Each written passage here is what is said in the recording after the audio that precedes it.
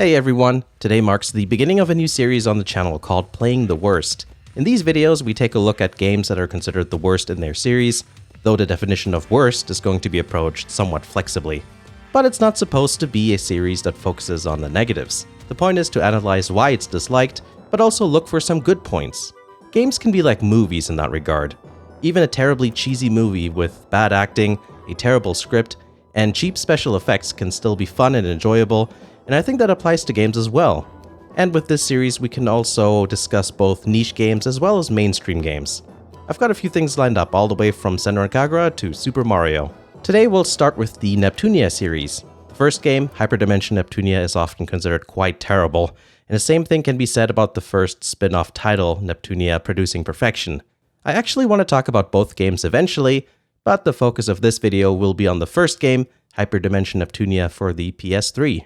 We'll talk about the not-so-great aspects of the game, and things it did surprisingly well, and in fact better than any of the subsequent games, in my opinion anyways. But first, a little history. The original Hyperdimension Neptunia is a collaboration of a few different companies, which is why we have such a crazy cast based on various consoles, and specific companies like Idea Factory, Compile Heart, Gust, Nipponichi, and so on and so forth. The game mechanics are borrowed from an earlier game called Trinity Universe, which was a joint effort by Gust, Idea Factory, and Nipponichi. The game was a crossover between Disgaea and the Atelier series. It featured dungeon and battle mechanics as well as animated 2D visual novel-style cutscenes that were just like Neptunia's. Apparently, Trinity Universe didn't quite work out, so they thought, hey, let's remake that game again, but with a new story, setting, and characters. And that's already the first negative, actually. Not only is the gameplay almost the same, but there's so much recycled content. Both games even share some enemies and dungeons. This isn't anything new when it comes to Idea Factory games from that era and earlier. In fact, I read on a forum that people traced back some of the enemy designs to an earlier game called Cross Edge, which by the way was also a crossover game. This recycling of assets isn't such a big deal if you haven't played Trinity Universe or whatever, but it's something they still do with the Neptunia series today. I mean, look at Mark II, Victory, Rebirth 1 through 3. You know, the basic gameplay on those is very similar, and it's quite easy to get burned out playing through them back to back. Let's talk about the dungeons a little bit. Notice the lack of enemies. Instead of having opponents strewn around the map, you encounter enemies based on distance traveled, which I don't really like. Eventually, you can even predict when an encounter will take place. I would much prefer to see the enemies, or at the very least, give us a bar that fills up as you walk. The lack of enemies makes the dungeons kind of boring. Occasionally, you'll come across a few obstacles that certain characters have to deal with, like a blocked path.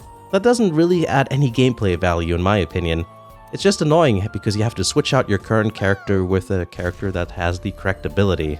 Oh look, it's Zubats. Once you're in the battle, things don't really get any better.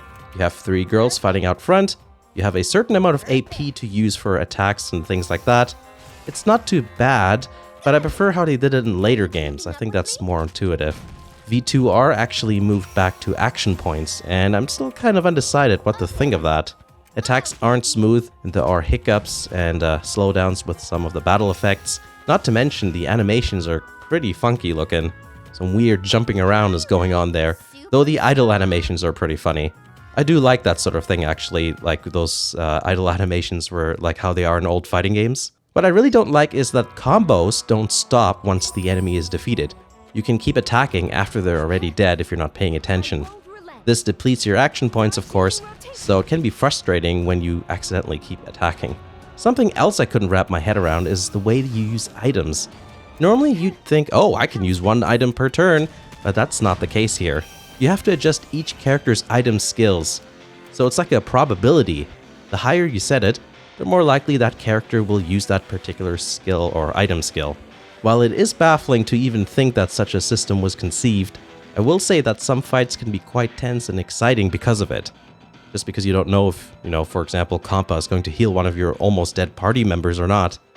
But usually it just adds to the frustration because characters die and stuff, and it's also really easy to set it too high and waste resources.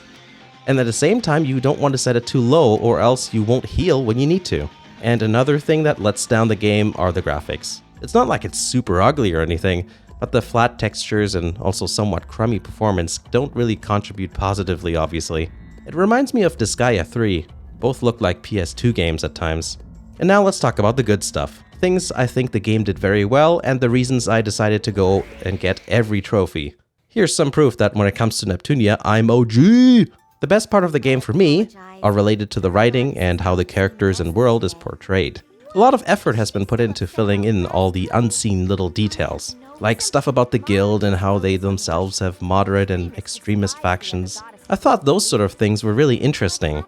I also think each landmass feels more distinctive. The game really makes an effort to paint a unique picture of each of the nations, and it feels like you're really traveling around game industry with the characters.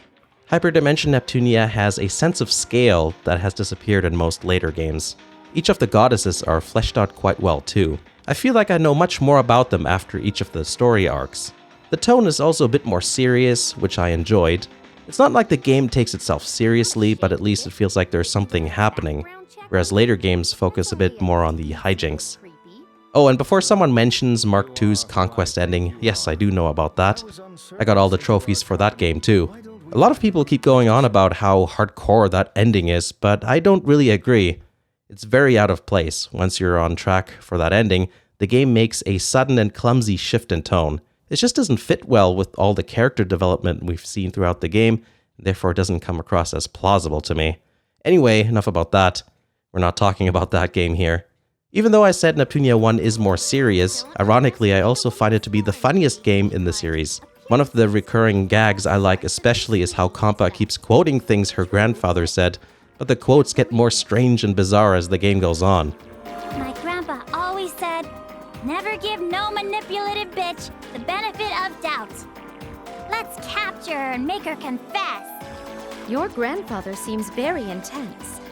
The jokes are well-timed usually, and the occasional wordplay is more funny to me than the more brash humor of the later games. These days, there's more, hey, look at me, here comes a really obvious reference, lol, and then those bits get uploaded to YouTube and the comment section just goes nap nap nap nap nap. The only game that somewhat reaches the level of Neptunia 1's humor was Neptune vs. Sega Hard Girls. There's a ton of quotable lines in that one.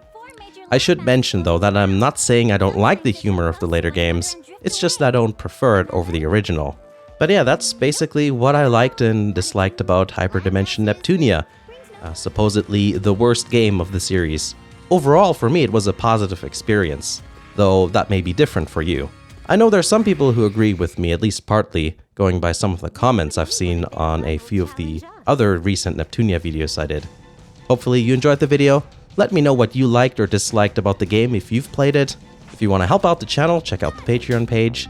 Thanks for watching, and I'll see you again in the next video.